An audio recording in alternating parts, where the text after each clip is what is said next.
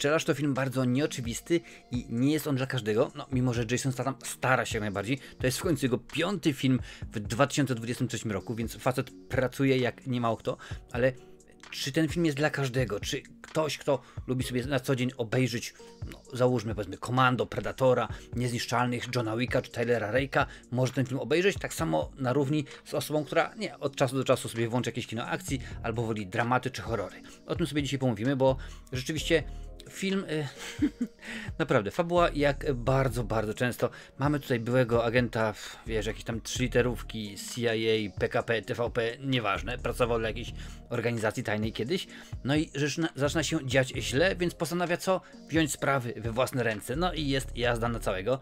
No i rzeczywiście tak się zastanawiałem, ponieważ no, widziałem już nie tak dawno z Jasonem Stathamem film Niezniszczalni, część 4 i tam bolało, naprawdę, rzeczywiście bardzo ten film bolał. Obejrzałem film Meg, część 2. Tam to już po prostu było tak masakrycznie, że nie dało się no, nic dobrego powiedzieć. I zastanawiałem się, czy mimo wszystko Jason Statham ma to coś, bo miałem nadzieję, że ma. No i nie zawiodłem się. Rzeczywiście nie zawiodłem się, ale po kolei. Film jest napakowany naprawdę akcją, jak PKS do Lichenia. Tam się tyle rzeczy dzieje, że po prostu no, nie ma wybacz. Jason Statham... chyba nie ma rzeczy, z której on nie robi użytku, wiesz. Kiedyś śmialiśmy się, że MacGyver potrafi zrobić armatę z krawata. No Jason Statham pewnie wziąłby myszkę i byłoby też hardkorowo i też by się rzeczywiście działo, bo używa... Wyobraź sobie cokolwiek, on właśnie tego używa i naprawdę jest dosyć konkretna jazda. Pokazuje nam rzeczywiście, że może by i chciał kino ambitniejsze, bo rzeczywiście kilka razy było podejście jakieś do tego, żeby coś ciekawszego zagrać, ale no jest póki co jest zaszufladkowany w kinie akcji i jak na razie widać, że dobrze tu się rzeczywiście czuje. Mówiłem na początku, że ten film może być czy jest dla osób, które kochają Zabili go i uciekł, czy wolą inne rzeczy. Powiem w ten sposób, jeżeli naprawdę jesteś wielką fanką, tudzież fanem właśnie filmów typu John Wick, Commando, Cobra i tak dalej, Niezniszczalni, powiedzmy pierwsze 3 części, to ten film jest jak najbardziej dla Ciebie. A jeżeli lubisz filmy, które rzeczywiście są jakieś, no powiedzmy, zwroty akcji, są jakieś zagwozdki i nie jest to film typu Zabili go i uciekł, gdzie jeden facet rozwala wszystkich, dosłownie wszystkich, począwszy od zwykłych ochroniarzy gdzieś tam w jakiejś firmie przez policjantów, strażaków, wiesz, pracowników TVP, pracowników PKP i tak dalej, no to nie. To jest zdecydowanie dla Ciebie ten film nie jest, tak że sobie odpuść, daruj sobie. Ale jeżeli lubisz się bawić, bo ten film oczywiście trzeba traktować no, z przymrużeniem oka, tak? No ja się wychowałem w latach 80. na tych wszystkich filmach kopanych, jak już mówiłem wcześniej. Był oczywiście Commando, był Amerykański Wojownik, pojawiali się Billy Blanks, Matthias Hughes, Cynthia Rothrock i tak dalej, Bolo Young, więc rzeczywiście tamtych filmów było całe mnóstwo, gdzie jeden bohater po prostu niszczy wszystkich. To się w ogóle zastanawiałem, tak oglądając ten film, mówię, jest on zrobiony bardzo fajnie, naprawdę podoba mi się, jak technicznie jest zrobiony, jest bardzo sprawnie zrobiony. Mówię, czy to nie jest czasem na podstawie jakiegoś komiksu, ale nie znalazłem żadnych informacji, żeby pszczelarz był na podstawie komiksu. Jeżeli coś takiego Ci udało znaleźć, napisz mi w komentarzu, bo jestem ciekaw. I miałem nadzieję, nawet specjalnie nie oglądałem zwiastunu. Mówię, a nie, pójdę w ciemno do kina, obejrzę sobie ten film w ten sposób i rzeczywiście się nie zawiodłem. Bo akcji jest, jak już mówiłem wcześniej, jest całe mnóstwo. Jason tam kopie, uderza, bije, strzela z każdego możliwego urządzenia i w każdy możliwy sposób. Fabuła... Nie, no fabuła nie jest zbytnio wyszukana, po prostu jest łopatologiczna, naprawdę jest bardzo prosta, ale sam fakt, że ona jest właśnie w taki sposób nam podana, sprawia, że no, ten film nie jest przekombinowany. Bo gdybyśmy w tym momencie mieli jakieś wątki poboczne, może będą, bo oczywiście wiadomo, że tak jest ten film skonstruowany, jak teraz 99% filmów, że jest szansa na drugą, trzecią, 58 część. Możliwe, że w kolejnych częściach dowiemy się coś więcej. Ale tutaj ten nasz pszczelarz to jest po prostu facet, który się wkurzył, bo źli panowie, krótko mówiąc, zrobili źle jego przyjaciółce, która mu pomogła. i przez nich rzeczywiście miała problemy, nie będę więcej zdradzał. No i rzeczywiście jest dobrze, naprawdę jest bardzo dobrze. Film jest bardzo widowiskowy, bo wybuchów jest całe mnóstwo. Lokalizacje też są przepiękne. Ja wiem, że tak naprawdę mówiąc o filmie akcji, mówisz o lokalizacjach, o muzyce, rzeczywiście, że ci się podoba, co jeszcze. Ale to są rzeczy...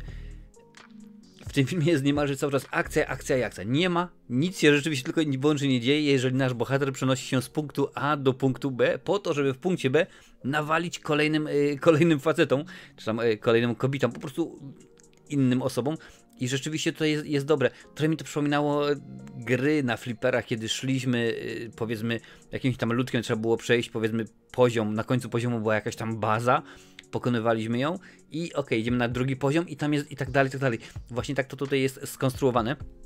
Oczywiście oprócz Jasona Stathama pojawia się kilka innych opcji i kilku innych aktorów i kilka innych gwiazd, trzeba powiedzieć. Pojawia się Minnie Driver. Na pewno mogą fani kojarzyć ją z dobrych kilku filmów, chociażby Good Will Hunting, buntownik z wyboru, więc rzeczywiście jest fajna aktorka. Ona w roli też jakiejś szefowej CIA, czy tam innego ZUS. Pojawia się, co mnie bardzo zaskoczyło, ale biorąc pod uwagę, że pojawił się ostatnio w Batmanie, to niespecjalnie byłem zaskoczony. Jeremy Irons, no skądinąd genialny bardzo aktor. Josh Hutcherson pojawia się w roli Zwola i to jest w sumie rzecz, która mi się bardzo nie podoba.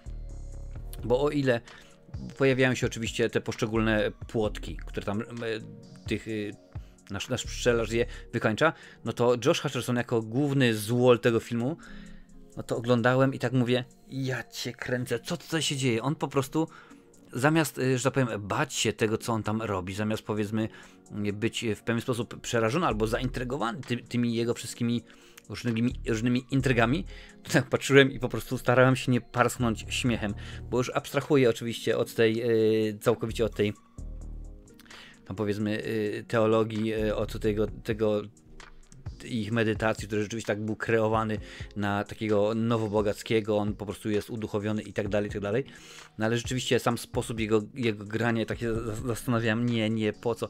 Stary, ty już byłeś nie najlepszy, jeżeli chodzi o Five Nights at Freddy's. Tak, nie podobało mi się. No to tutaj też powinien sobie chyba rzeczywiście darować. No nie wiem, po prostu jak do tego podejść, jak do tego tematu, jak to ugryźć tego właśnie Josha. No ale rzeczywiście film jest zabawny, film wciąga, nie nudzimy się. Te powiedzmy przysłowiowe 2 godziny są spędzone po prostu tak. Rzeczywiście jest zabawnie, jest miło, jest ciekawie, jest fajnie, więc muszę ci oczywiście, że tak, polecić Pszczelarza. Jak chcesz wiedzieć, jaką ocenę wystawiłem, to sprawdź sobie na Filmwebie. Udostępnij ten film na swoich mediach społecznościowych. Będzie mi niezmiernie miło, kiedy coraz więcej osób będzie odkrywało kanał. A Jason Statham na razie nic nie wskazuje na to, żeby miał zwolnić. Niezniszczalni 5 chyba się nie staną faktem, bo rzeczywiście 4 była zjechana zarówno przez krytyków i co najgorsze dla twórców kina akcji przez widzów. My nie poszliśmy tak hucznie do kin. Nie było dobrze. Meg 2, tu było różnie. Może być trzecia część, zobaczymy jak to się wszystko będzie działo. Może powstanie, może nie. Trzeba będzie naprawdę sprawdzić, jak ten film się sprzedał w kinach oraz potem jak zarobił na platformach streamingowych, na tych wszystkich Netflixach, Amazonach i innych Disneyach. Ale rzeczywiście projektów ma dużo. Cały czas coś tworzy, cały czas coś robi, więc nie wygląda na to, ażeby miał zwolnić tempa. I ja naprawdę jestem za, bo jeżeli ten kolejny film ma być w ten sposób, ja lubię mimo wszystko, jak to śpiewali o Bednarskim, rzecz cała w wielkim skrócie, zabili go i uciekł. No i taki rzeczywiście ten film jest. Taki miał być od początku do końca, więc mówię, dla każdego fana filmów kopanych, filmów strzelanych, gdzie dużo się dzieje, ten film jak najbardziej polecam. A jeżeli, no cóż, jeżeli wolisz innego rodzaju kino, możesz iść, ale tylko i wyłącznie na własne ryzyko, bo wtedy może ci się spodobać, no ale niekoniecznie musi cię spodobać, wiadomo oczywiście jak to jest. Tutaj oczywiście jest więcej recenzji takowych filmów, sprawdź, zobacz, coś na pewno ci się spodoba, bo skoro uwielbiasz kino akcji, to te recenzje również ci się spodobają.